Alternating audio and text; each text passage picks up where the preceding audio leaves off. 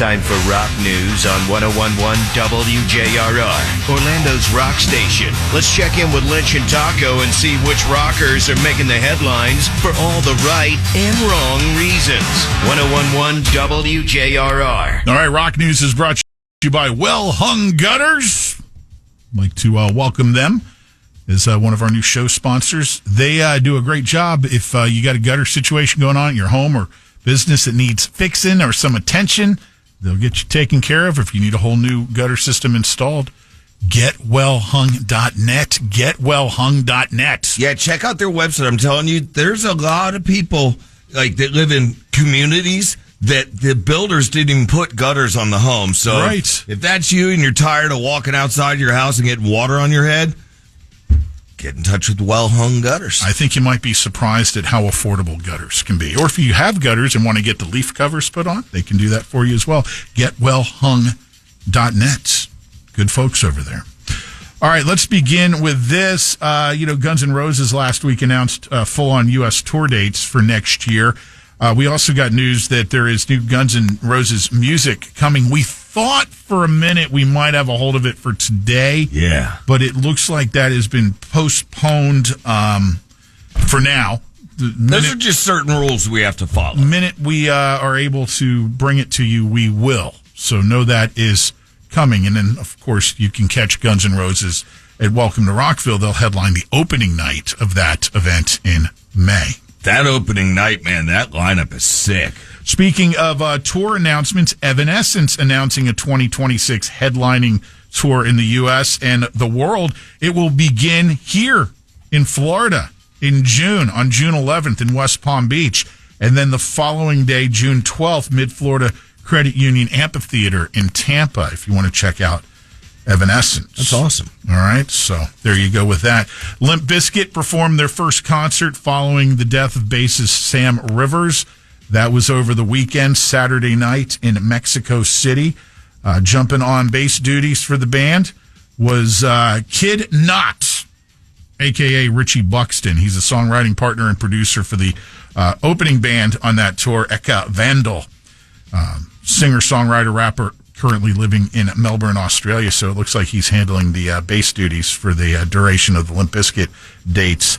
During the concert, Limp Bizkit paid tribute to Rivers with a short video compilation of some of Sam's onstage moments with his fellow bandmates. The surviving Limp Bizkit members turned their backs to the large audience to watch the clip before the words, "Sam Rivers, our brother forever," appeared on the screen, then changing to "Sam Rivers, we love you forever." So, wow, that had to be a nice. Deep moment. Liam Gallagher climbing back on the wagon after relapsing on the Oasis tour. He's back on the wagon. He says he's given up alcohol again after having some beers to celebrate the end of Oasis's latest run of reunion tour shows. He's 53 years old. He had quit drinking, smoking, and using drugs for the tour, which ended in Brazil last month. He had 5 beers after the final show. He says he wasn't feeling it and is back to being sober. So good. Good for him. Good for him. Radiohead breaks Metallica's O2 Arena attendance record. The new attendance record for London's O2 Arena following the 4 consecutive shows the band had back at the end of November, each drawing more than 22,000 fans. The final night attracted almost 23,000 fans, breaking a record previously held by Metallica. So there you go. Metallica's O2 attendance record in London. They get knocked off the perch by Radiohead. Speaking of Metallica, I don't know if any of you watched CBS Sunday Morning. They started getting a little bit. Well, it was kind of surreal as Metallica a feature was done on Metallica and their charitable foundation, All Within My Hands, and the Metallica Scholars Program in particular, which they have given millions of dollars to trade programs.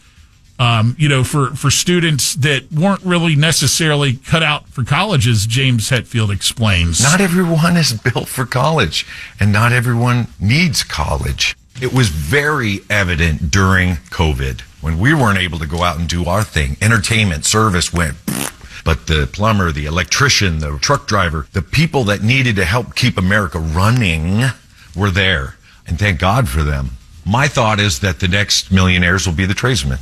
We talked exactly about this subject yesterday. Right at this time, actually. We did. Wow. Yeah, so good for them. How surreal is that? We've now got to the point where Metallica are on a mainstream Sunday morning, lifestyle show that's broadcast across the country. When, if you want to go back, and this is part of the reason I got into doing what I do, because I wanted to get bands like Metallica played on the radio, who at the time when they were getting started, oh, no one wants to hear that crap. It's too hard. It's too, obnoxious, whatever. Baloney. Pat was playing it on his pirate radio station. That's right. Down in South Florida. That's right. You got to tell the story then. Well, do it in a podcast. We don't have time to do it. I got you. All right.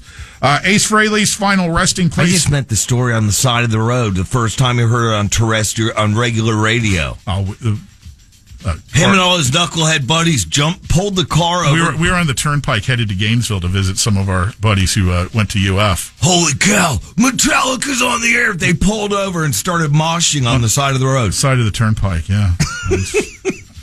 You got to do what you got to do. That's awesome. Pent up energy, man. That visual, I love it. Final resting place of Kiss legend Ace Frehley, discovered in his hometown of Bronx, New York. Of course, he died back in October after a fall in his home studio. He is there at the Woodlawn Cemetery, is where he was laid to rest.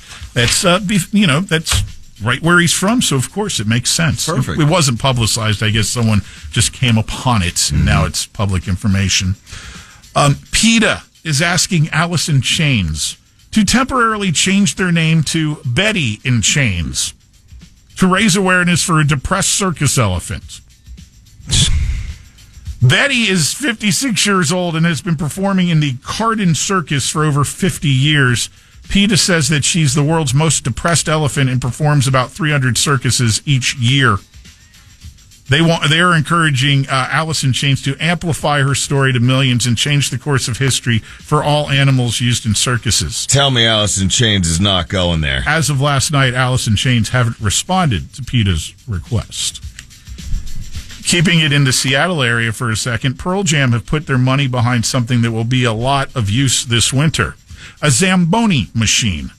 The Pearl Jamboni is being used this season by Two Harbors, Minnesota's Youth Hockey Association. So they've sponsored. That's cool. I guess the guys at Pearl Jam read that the Youth Hockey League there in that Minnesota was looking for a sponsor for the Zamboni machine, and they're like, let's just cut them a check. We'll call it the Pearl Jamboni. Yeah, it's kind of like when you go to a Little League game and you see Al's Plumbing is the sponsor. Exactly.